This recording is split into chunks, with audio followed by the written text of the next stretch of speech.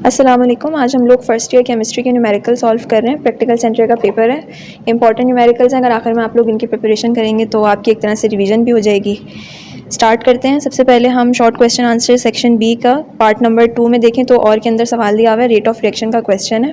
इसके अंदर अगर हम थोड़ा रफ में मैं बनाऊँ तो यहाँ पर हमें ए की कंसनट्रेशन दी हुई है, यहाँ पर बी की कंसनट्रेशन दी हुई है और ये हमें रेट दिया हुआ है। वैल्यूज़ अगर नोट करें तो यहाँ पे हमारे पास 0.1 है, 0.2 है और 0.1 है। बी की वैल्यू 0.005 है, यहाँ पे भी 0.005, 0.01, 1.25। एक्सपोनेंट सबकी सेम ही है, तो अगर आप इसको कैलकुलेशन के दौरान ना भी कंसिडर करें तो मसला नहीं होगा। अच्छा जी, तो ये जो हमारी सबसे पहले फर्स्ट रो होती है ये हमारा आप समझो रेफरेंस पॉइंट होता है। इसी की रेफरेंस से हमें बाकी दोनों को चेक करना होता है। ये हमारा रेफरेंस पॉइंट है। इसकी रेफरेंस से हमें ए को चेक करना है, बी को चेक करना है कि कौन सा चेंज हो रहा है फर्स्ट वाले स्टेप के अंदर। तो अगर हम देखें तो ए हमारा चेंज हो रहा है और बी हमारा सेम है, तो इस केस के अंदर हमें सिर्फ ए की रिस्पेक्ट से रेट निकालना है। तो इसके अंदर हम लिखेंगे रेट विद रिस्पेक्ट टू ए। इसकी पावर हमें कैलकुलेट करनी है कि कितनी होगी, कितना ये इस पर डिपेंड कर रहा है। जब ए हमारे पास 0.1 से 0.2 में चेंज हुआ, मतलब ए कितना हो गया, ए हमारे पास यहाँ पे डबल हुआ है। और अगर हम देखें रेट पे क्या चेंज आया, तो अगर आपको ऐसे समझ में नहीं आ रहा कि रेट पे क्या चेंज आया तो आप इस वैल्यू से इस वैल्यू को डिवाइड कर सकते हैं। अगर मैं 2.5 से 1.25 को डिवाइड करूँ तो आंसर आ रहा है 2। इसका मतलब 1 को डबल किया तो रेट भी हमारे पास डबल हुआ। तो 2 की क्या पावर लगानी चाहिए कि आंसर हमारे पास 2 आए, तो हम कह सकते हैं जब सेम रहता है तो कोई पावर नहीं आती, या फिर 1 पावर होती है तो हम कुछ भी ना लगाएं, तो रेट हमारे पास डायरेक्टली प्रोपोर्शनल है ए के। इसी तरह अगर हम लोग सेकेंड वाले के अंदर चेक करें तो सेकेंड वाले में 0.1 हमारे पास सेम है और 0.05 को देखें तो यहाँ पे b हमारे पास चेंज हुआ है। तो अब यहाँ पे हमें a की रिस्पेक्ट से नहीं b की रिस्पेक्ट से देखना है। 0.05 से हमारे पास कंसंट्रेशन हो गई है 0.1। अगेन आप इसको 0.01 को डिवाइड कर सकते हैं 0.005 से, तो आपको पता चलेगा b में कितना चेंज आया। b भी हमारे पास यहाँ पे डबल हुआ है। अब रेट को अगर चेक करें तो रेट हमारे पास यहाँ पे 5 गिवन था। 5 को अगर डिवाइड करें 1.25 से तो रेट का आंसर यहाँ पे 4 आ रहा है, मतलब रेट हमारे पास 4 टाइम्स इंक्रीज़ हुआ है। अब इसकी क्या पावर होनी चाहिए कि हमारे पास 4 बने, तो ये बेसिकली 2 की पावर 2 से 4 बनेगा। तो हम कह सकते हैं कि रेट जो है वो b पे डिपेंड कर रहा है और b की पावर हमारे पास आएगी 2। तो ये हम लोगों ने दोनों के लिए रेट का फॉर्मूला बना लिया है। अच्छा, आप इसको वर्डिंग्स के अंदर भी लिख सकते हैं कि when a is doubled rate is also double, और when b is double rate increases 4 time. इस तरीके से करके आप लिख सकते हैं अपनी स्टेटमेंट्स, और फाइनल जो इसके अंदर हमारे पास इक्वेशंस आएंगी वही आएंगी। अच्छा, सवाल के अंदर हमें जो सबसे पहली चीज़ पूछी हुई है वो पूछी हुई है रेट लॉ।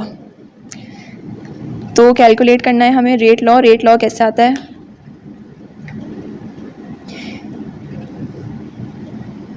ये दोनों चीज़ों पर डिपेंड कर रहा है, तो हम दोनों को कंबाइन करके लिख सकते हैं rate is directly proportional to A and B का स्क्वायर। प्रोपोर्शनैलिटी का साइन हटेगा तो यहाँ पे हमारे पास आ जाएगा के, जो कि कांस्टेंट है, रेट कांस्टेंट। ये हमारे पास बन गया रेट लॉ। तो एक पार्ट सॉल्व हो गया। नेक्स्ट के अंदर हमसे पूछा हुआ है ऑर्डर ऑफ रिएक्शन।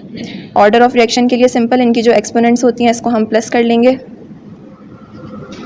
तो ऑर्डर ऑफ रिएक्शन हमारे पास आ जाएगा 1 + 2 = 3। थर्ड पार्ट के अंदर हमसे पूछा हुआ है calculate the rate constant. Rate constant यानी कि हमें के की वैल्यू चाहिए। तो आप इन तीनों रोज़ में से किसी भी रो का डाटा यूज़ कर लें, आपके पास सेम ही आंसर आएगा के का।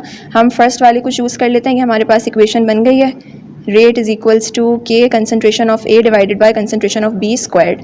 रेट की वैल्यू हमारे पास है 1.25 10⁻⁻4 इज़ इक्वल्स टू के, और ए की कंसनट्रेशन दी हुई है 0.1, बी की कंसनट्रेशन दी हुई है 0.005 का स्क्वायर।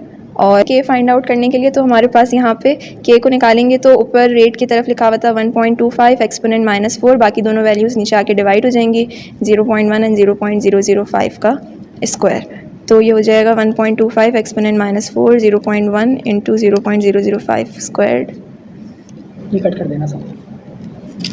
के का आंसर आ रहा है हमारे पास 50। अच्छा, अब के का यूनिट देखते हैं। के का यूनिट जो है वो डिपेंड करता है हमारे पास कितनी वैल्यूज़ हैं उसके यूनिट पे, क्योंकि हमारे पास रेट है, रेट का तो यूनिट कांस्टेंट रहता है जो कि m है। m मतलब मोल पर dm3। डिवाइडेड में हमारे पास a था, a की भी पावर 1 ही है तो इसका यूनिट भी m आएगा। b की पावर क्योंकि स्क्वायर है तो इसका यूनिट m² आएगा। अगर हम इससे देखें तो m से m कैंसिल हो गया, बच रहा है हमारे पास m²। इस m² को अगर ऊपर भेजें तो ये हमारे पास आ रहा है m-2। इसके अंदर m की वैल्यू डाल देते हैं। m की वैल्यू होती है मोल पर dm3, या हम इसको ये भी कह सकते हैं कि मोल dm-3। इसको -2 से मल्टीप्लाई करेंगे तो फाइनल यूनिट बन जाएगा जो कि होगा मोल -2, और ये माइनस माइनस प्लस हो जाएगा, प्लस का dm6।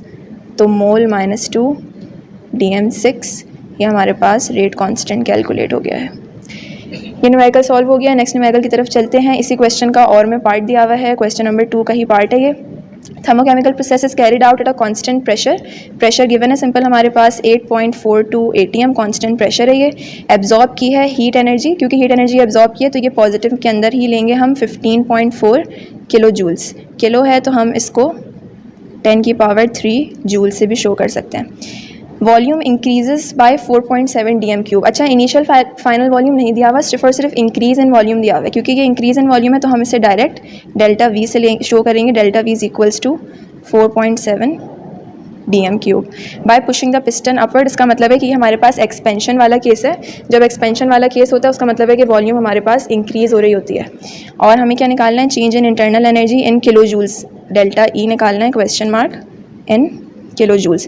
फॉर्मूला हमारे पास जो simple first law of thermodynamics से ड्राइव हुआ है वो है Q minus P delta V. यहाँ पे ये नेगेटिव साइन यूज़ इसलिए हुआ था क्योंकि ये फॉर्मूला जब हमने ड्राइव किया था तो एक्सपेंशन का केस कंसिडर करके ड्राइव किया था। यहाँ पे भी एक्सपेंशन का ही केस है तो एज इट इज़ साइन के साथ फॉर्मूले को यूज़ करेंगे। Q की वैल्यू डाल देते हैं 15.4 10 की पावर -3। वैसे तो ये किलो जूल्स में ही पूछा हुआ था, हम इसको किलो में रखते डायरेक्ट किलो में आंसर आता, लेकिन फिलहाल अब मैंने इसको जूल्स में चेंज किया, हम इसे लास्ट में दोबारा किलो में ले जा सकते हैं।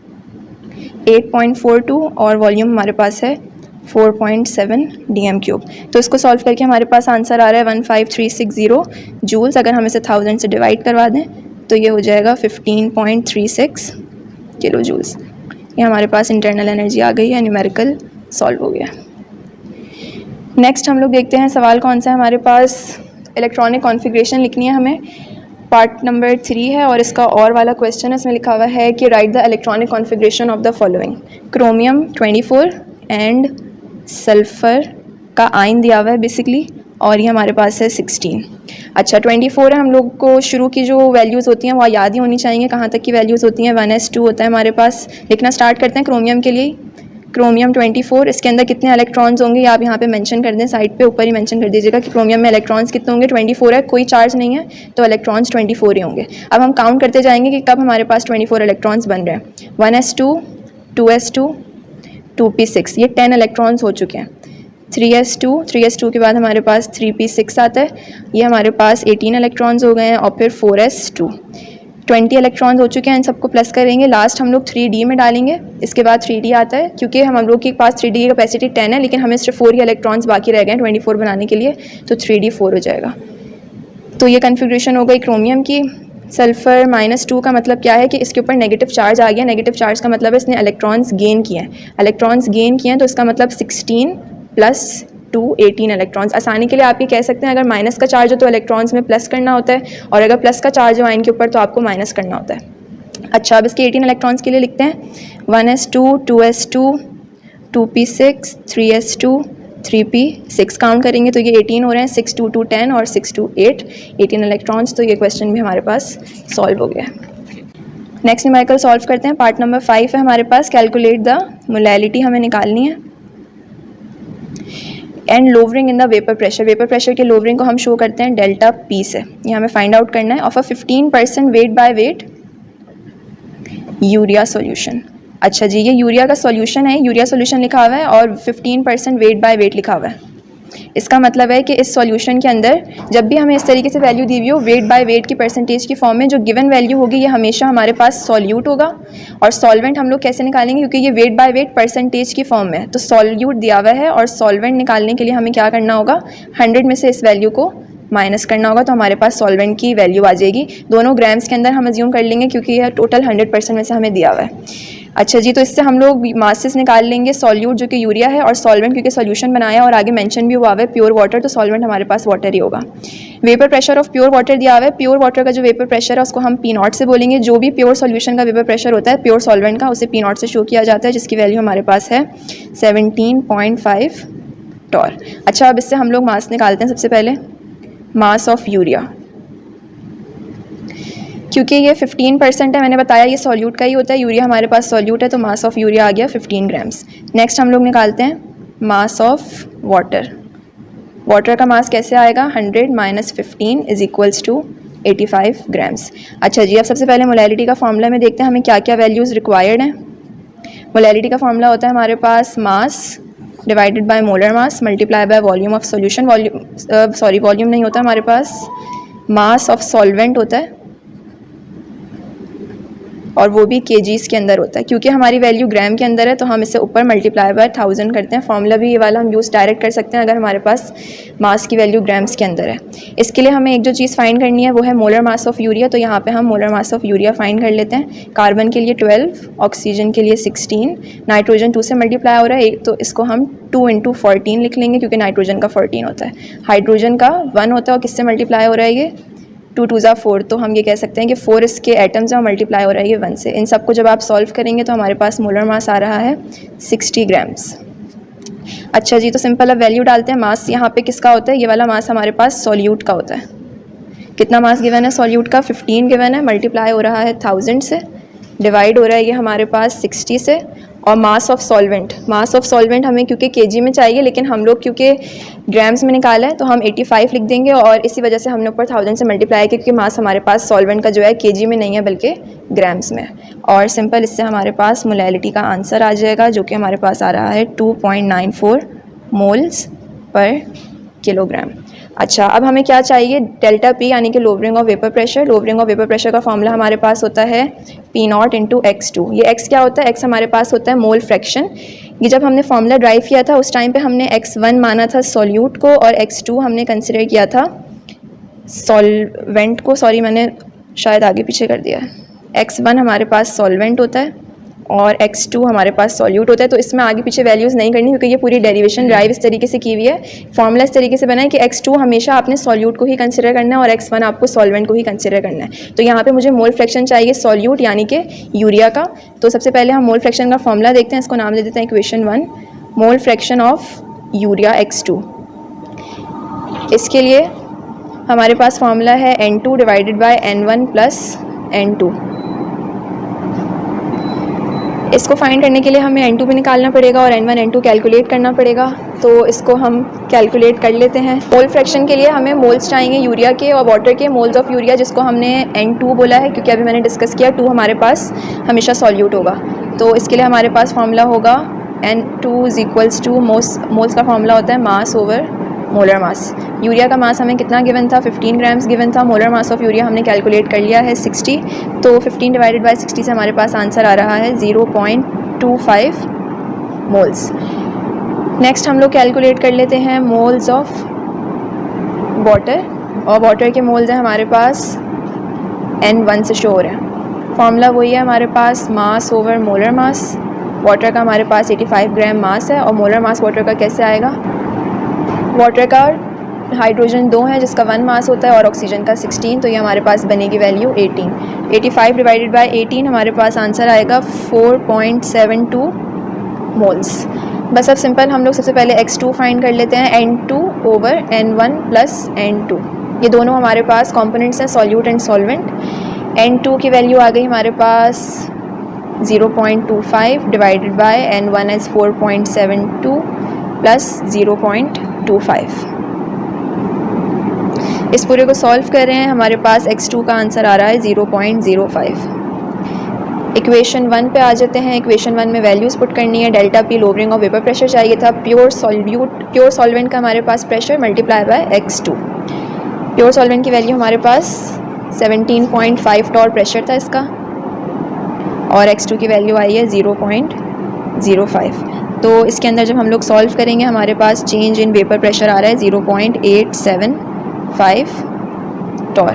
ये न्यूमेरिकल भी सॉल्व हो गया है।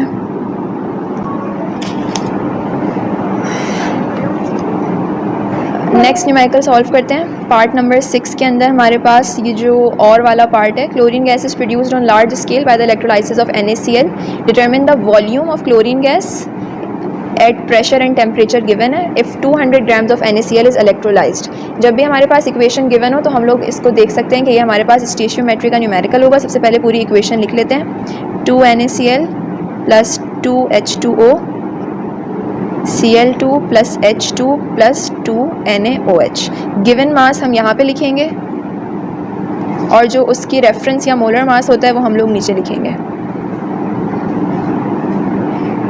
गिवन मास हमें किसका दिया हुआ है, हमें गिवन है 200 gram of NaCl। 200 gram NaCl जो है वो यूज़ हुई है तो mass is equals to 200 grams, ये NaCl का है। फाइंड आउट हमें क्या करनी है, वॉल्यूम ऑफ क्लोरीन गैस। तो वॉल्यूम ऑफ क्लोरीन गैस हमें फाइंड करनी है। एक चीज़ हमेशा याद रखिएगा कि हम मास से कभी भी डायरेक्ट वॉल्यूम नहीं निकाल सकते। तो अगर हमें मास यूज़ कर रहे हैं तो हम लोग सबसे पहले इसके भी मास ही कैलकुलेट करेंगे और उससे फिर हम लोग वॉल्यूम फाइंड कर सकते हैं। तो फर्स्ट स्टेप में अगर हमें इसका मास गिवन है तो हम इसका भी मास ही फाइंड आउट करेंगे कि 200 ग्राम क्लोरीन अगर रिएक्ट कर रही है, NaCl अगर रिएक्ट कर रहा है तो कितनी क्लोरीन की गैस का मास प्रोड्यूस होगा। नीचे रेफरेंस की वैल्यू लिखते हैं जो कि मोलर मास होता है।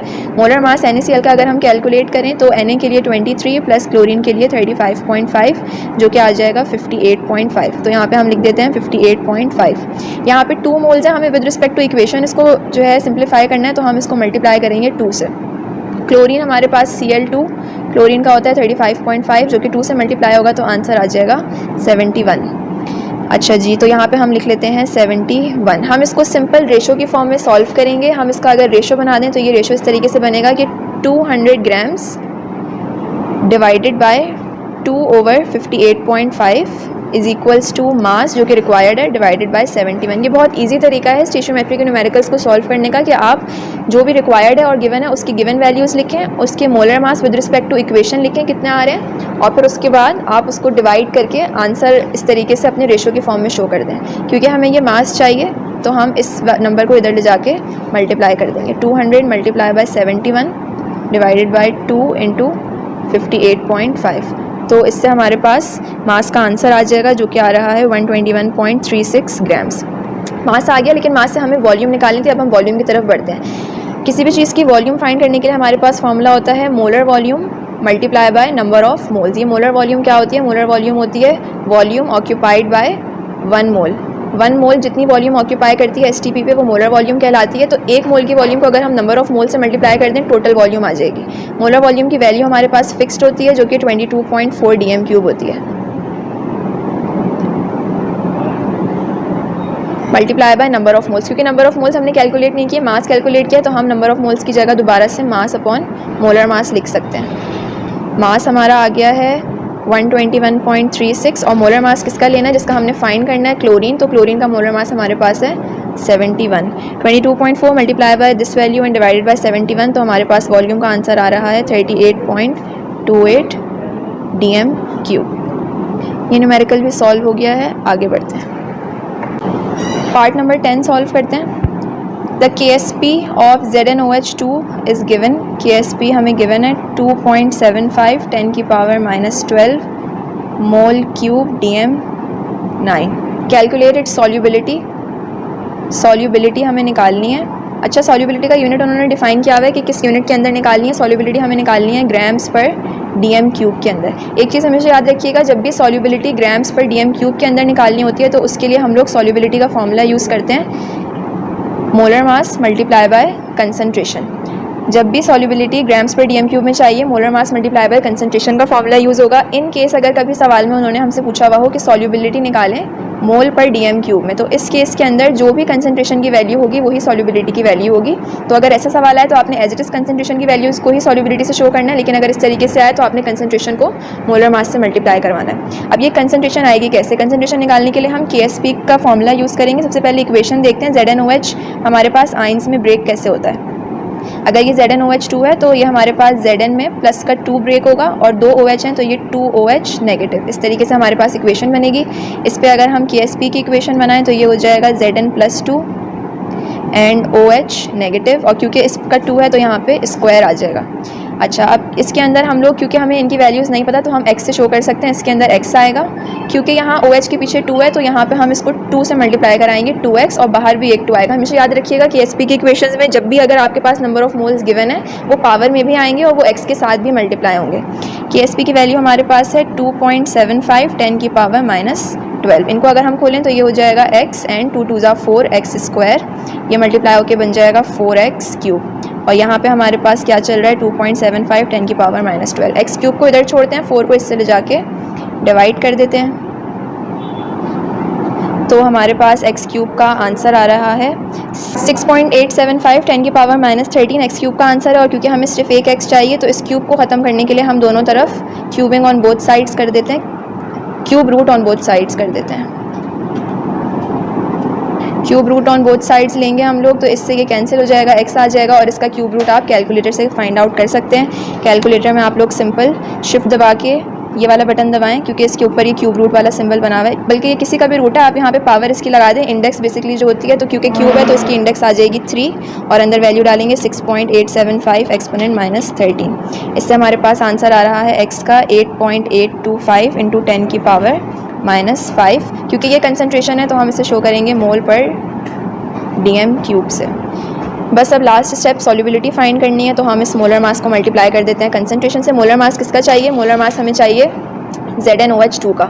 ZnOH2 का मोलर मास अगर हम कैलकुलेट करेंगे तो Zn के लिए हमारे पास वैल्यू होती है 65.4। ऑक्सीजन क्योंकि 2 से मल्टीप्लाई हो रहा है तो 2 मल्टीप्लाई बाय 16, प्लस हाइड्रोजन भी हमारे पास 2 है तो 2 से मल्टीप्लाई हो रहे हैं, 2 मल्टीप्लाई बाय 1। इसको सॉल्व करेंगे, आंसर आ रहा है 99.4, तो यहाँ पे हम 99.4 लिखेंगे, मल्टीप्लाई बाय 8.825 10 की पावर -5। सॉल्युबिलिटी का आंसर हमारे पास आ जाएगा, जो कि हमारे पास आ रहा है 8.77 10 की पावर -3। क्योंकि हमने इस फॉर्मूले को यूज़ किया है तो ये ग्राम पर dm क्यूब के अंदर आंसर आ रहा है।